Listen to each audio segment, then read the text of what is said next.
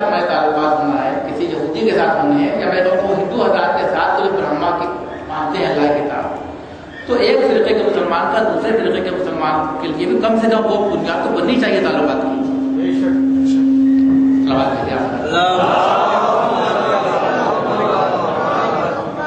سورہ آل عمران 64ویں آیت، قل یا اہل الکتاب تعالوا الی کلمۃ سواء بیننا و بینکم.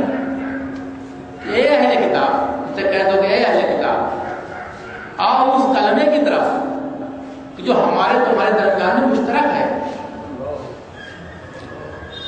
اللہ نعبد الا اللہ، اللہ نعبد الا اللہ، کہ ہم سوائے اللہ کسی اور کی پرستش نہ کریں. ولا نشرک بہ شیئا، اور نہ کسی کو اس کا شریک قرار دیں. ولا یتخذ بعضنا من بعض اربابا من دون اللہ، کہ اور نہ ہی ہم آپس میں ایک دوسرے کو اللہ کے بجائے اپنا رب بنا لیں. فَإِن تَوَلَّوْا، اگر وہ منہ پھیرے، فَقُولُوا اشْهَدُوا بِأَنَّا مُسْلِمُونَ، کہ اگر وہ منہ پھیرے تو تیار نہ ہو اس مسالیات پر، تو کہہ دو کہ بس گواہ رہنا ہم تو مسلمان ہیں. تو جو شرائط بتائی گئی ہیں اس میں کہ ہم اللہ کے علاوہ کسی کی پرستش نہ کریں، ہم کسی کو اللہ کا شریک نہ قرار دیں، اور آپس میں ہم ایک دوسرے کو اپنا رب نہ قرار دیں. اب اس کی تشریح کی ہے علماء نے کہ آپس میں ایک دوسرے کو رب بنانے کا معنی یہ ہے کہ جیسی تعظیم اللہ کی کرنی چاہیے ویسی آپس میں کسی کی نہ کریں. یہ شرائط کی ہیں. تو اگر ان باتوں پر اہل کتاب آپ سے متفق ہوں تو آپ کو ان کے ساتھ جو ہے وہ برابر کا سلوک کرنا چاہیے. تو جب یہی صرف 3 شرطیں ہیں ایک مسلمان کی ایک غیر مسلم سے جو اللہ کو مانتا ہے، تو ایک فرقے کا دوسرے فرقے کے مسلمان کے لیے کیا شرط نہیں ہے؟ اور پھر ایک ہی فرقے کے اندر جو مختلف گروہ بن گئے ہیں کیا ان کے لیے کوئی اور شرائط پیدا ہو جائیں گی؟ تو اصل مسئلہ یہ ہے کہ کیونکہ ہم نے اپنی فکروں کو اتنا سپوڑ لیا کہ ہم معمولی باتوں پر دوسرے کو دین کے باہر قرار دینے لگتے ہیں، دوسرے کو کفر کا فتویٰ دینے لگتے ہیں، دوسرے کو جہنمی قرار دینے لگتے ہیں. یہ قرآنی فکر نہیں ہے. یہ تو ہم کو فکر قرآن سے اپنے کو منور کرنا ہوگا، اپنی فکروں کو. قرآن ہم کو کس بات کی تعلیم دے رہا ہے؟ قرآن شریف ہمارے ساتھ شرط رکھتا ہے ایک صاحب کتاب کی دوسرے صاحب کتاب سے تعلقات کی بنیاد اس بنا پر ہونی چاہیے کہ ہم اللہ کے سوا کسی کی پرستش نہیں کریں گے، ہم اللہ کے ساتھ کسی کو شریک قرار نہیں دیں گے، اور آپس میں کسی انسان کو یا کسی کو وہ ہم ربوبیت کا درجہ نہیں دیں گے، اس کو خدا نہیں مان سکتے، اس کی تعظیم اس کی نہیں کی جا سکتی. یہ شرائط سلوات بھیجیں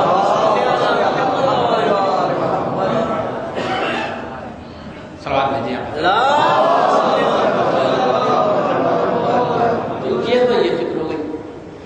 اب اپنی ذمہ داری، ہماری ذمہ داری یہ ہے، میں آپ سمجھ کو دیکھنا چاہتا ہوں کہ ہمارا کیا کام ہے. دیکھیے اللہ نے اپنا پیغام بھیجا، کتاب کی صورت میں بھیجا، اور رسولوں کو بھی اس نے مبعوث فرمایا. یہاں تک کہ سلسلہ چلا رسول اللہ کی حیات کی وقت دیکھتے ہیں کہ ایک پیغمبر بھی ہے اور ایک کتاب بھی اس کی حیات. رسول اللہ کی آنکھ بند ہو گئی، اب کتاب ہے سامنے، اور چاہے کسی فرقے کا مسلمان ہو، چاہے شیعہ ہو چاہے سنی ہو، کوئی بھی ہو، اس بات کو تو مانتا ہے کہ اس وقت بنفس نفیس کوئی ہاتھی ہمارے بیچ میں نہیں ہے. آپ مانتے ہیں پردہ غیب میں ہے، بات مانتے ہیں کہ آئے گا کبھی میں نہیں، اور قسم کو جو جناب عیسیٰ کے بارے میں مانتے ہیں کہ وہ آسمان پر ہے، لیکن ابھی ہمارے درمیان تو کوئی نہیں ہے. اسلامی عقیدے کے مطابق جناب عیسیٰ زندہ ہیں، لیکن وہ بھی ہمارے درمیان نہیں ہے. تو اگر ہم یہ مانتے ہیں کہ اللہ کی کتاب خالی کافی نہیں ہے، تھوڑی دیر مانتے ہیں، ہم اس بات کو مانتے ہیں کہ اللہ کی کتاب کافی نہیں ہے، تو باقی دنیا میں اتنے ہندوستان میں مان لیے خالی پوری دنیا کی بات نہ کریں تو 1 ارب لوگ موجود ہیں، ان پر اللہ کی حجت کیسے پوری ہوگی؟ کیا خالی کتاب کافی ہے؟ تو جو مسلمانوں کے لیے کتاب کافی نہیں ہے، تو ہماری ہندوستان میں جو 80 لاکھ کے قریب غیر مسلمین کی آبادی ہے، ان کے لیے قرآن کیسے ہدایت کا ذریعہ بنے گا؟ اور ہم مانتے ہیں کہ اس کے ساتھ انسانی شکل بھی ہونا چاہیے، تو وہ کون ہے؟ سوال ہے سر. اگر ہم اس بات کو مانتے ہیں مسلمان ہونے کے بعد، جب پیدا ہوتے ہی ہمارے کان میں اذان اقامت کہی گئی، ہم نے قرآن کو اپنی کتاب مانا، ہم نے اتنی مجلسیں سنی، ہم نے زندگی اور نماز روزے اور حج میں گزار دی، ارکان عبادت بجا لائے، اس کے بعد ہم کہتے ہیں قرآن کافی نہیں۔ تو وہ لوگ جو مسلمان نہیں ہیں، جن کے کان میں اذان کی آواز یا اقامت کی آواز خالی مسجد کے لاؤڈ اسپیکر سے پہنچی ہے، گھر میں کسی نے پیدا ہوتے وقت کان میں نہیں کہی، ان کے لیے اللہ کی حجت کیسے پوری ہوگی؟ یہ ایک سوال ہے ہمارے آپ کے سامنے۔ اور اگر ہم مان لیں کہ نہیں صاحب ان کو کوئی ضرورت ہی نہیں، تو ان کو سزا کس بات پر ہوگی؟ ان کو سزا کس بات پر اللہ دے گا؟ اگر وہ اللہ کی نافرمانی کر رہے ہیں، اگر وہ اللہ کی حضوری کر رہے ہیں، اگر وہ شرک و بت پرستی میں ملوث ہیں، ان پر اللہ کی حجت کیسے پوری ہوگی؟ ایک سوال کا آسان کر رہا ہوں، بتائیے آپ۔ اگر آپ یہ کہتے ہیں کہ نہیں صاحب بغیر اللہ کی حجت پوری کیے ہوئے ان کو سزا دے دی جائے گی اور جہنم میں سب ڈال دیے جائیں گے، تو پھر اللہ کا آپ عادل مانتے ہیں یا ظالم مانتے ہیں؟ اسلام تو دنیا ظلم و جور مٹانے آیا ہے۔ ایک شخص کو آپ نوکر رکھیں اپنے آپ،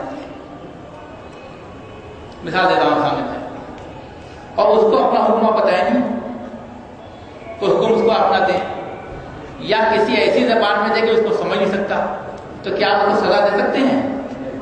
اگر آپ سزا دیں گے اس کو تو ہر آدمی کہے گا کہ آپ ظالم ہیں، اس لیے پہلے اپنا حکم بتائیے اس کو، جب آپ کی اطاعت نہ کرے تو آپ کو سزا دیجیے۔ تو جب اللہ کی حجت پوری نہیں ہوئی ان لوگوں کے اوپر اور کوئی ذریعہ بھی نہیں ہم آپ مانتے ہیں، تو کیسے ہوگا؟ سوال بھیجیں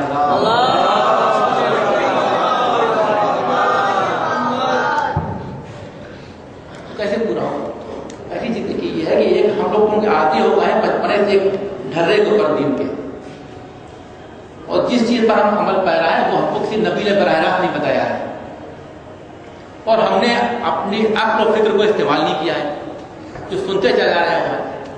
تو جو آپ سنتے چلے آ رہے ہیں آپ اپنے ذہن کے گوشے پر رکھیے، الگ رکھ لیجیے، آپ جو میں کہہ رہا ہوں اس کو بھی آپ محفوظ رکھیے۔ پہلی چیز یہ ہے کہ دین میں تفرقہ نہیں ہے، بلکہ یہاں تک ہے کہ جو آپ اصول دین اور پورے دین کے حساب سے تقسیم کی، یہ بھی اسلام میں نہیں ہے۔ میں آپ سے اس لیے کر رہا ہوں، آپ ذہن میں رکھیے بات کو، جو آپ سنتے ہیں اس کو الگ رکھیے، جو میں کہہ رہا ہوں کہ آپ کو رسول اللہ کی کسی حدیث میں، حضرت علی کے کسی ارشاد میں، کسی نبی کے کسی قول میں آپ کو نہیں ملے گی بات کی کوئی دین کی تفریق ہے، اصول دین اور فروع دین ہے، یہ آپ لکھ لیجیے، میں کہہ رہا ہوں ذہن میں، آپ کو نہیں ملے گی۔ صرف ایک چیز ہے، وہ ہے کہ آپ اپنی آپ کو استعمال کیجیے، پہلی چیز علم کو حاصل کیجیے اور اپنی عقل استعمال کر کے، اپنی فکری صلاحیتوں کو استعمال کر کے کہ اس نتیجے پر پہنچیے کہ جو ہمارا خالق اور ہمارا رب ہے وہی اس پوری کائنات کا خالق اور رب ہے۔ یہ اپنے عقل سے آپ کو اس نتیجے پر پہنچنا ہے کہ پورا کارخانہ قدرت چلانے والی ایک ذات ہے اور اس کے اس کارخانے میں کوئی اس کا شریک نہیں ہے۔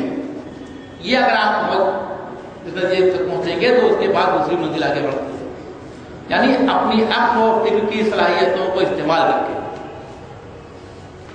اور اب یہ ہے کہ آپ سوچیں، ہو سکتا ہے کوئی دوسرے سہارے ڈھونڈے اپنی جگہ پر ہے، لیکن کم سے کم آپ اور ہم سب اس بات کو مانیں گے کہ جب ہم ماں کے پیٹ میں تھے تو سوائے اس ذات کو اور ہمارے رب نہیں تھا۔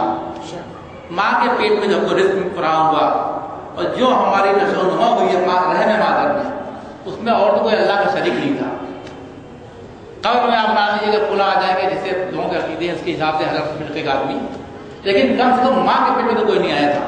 یہ تو آپ سب مانتے ہیں کہ ماں کے پیٹ میں خالی اللہ ہی کی ذات تھی، اور کہاں سے کہاں تک اس نے ہم کو رکھی تھی۔ ایک قطرہ نجس سے اس نے ہم کو سوال کر کے ہماری صورت کو پیدا کیا۔ اس 9 مہینے کے عرصے میں جو ڈیولپمنٹ ہے ماں کے پیٹ میں، اتنا دنیا میں پیدا ہونے کے بعد سے لے کے مرنے کے وقت تک نہیں ہے ڈیولپمنٹ۔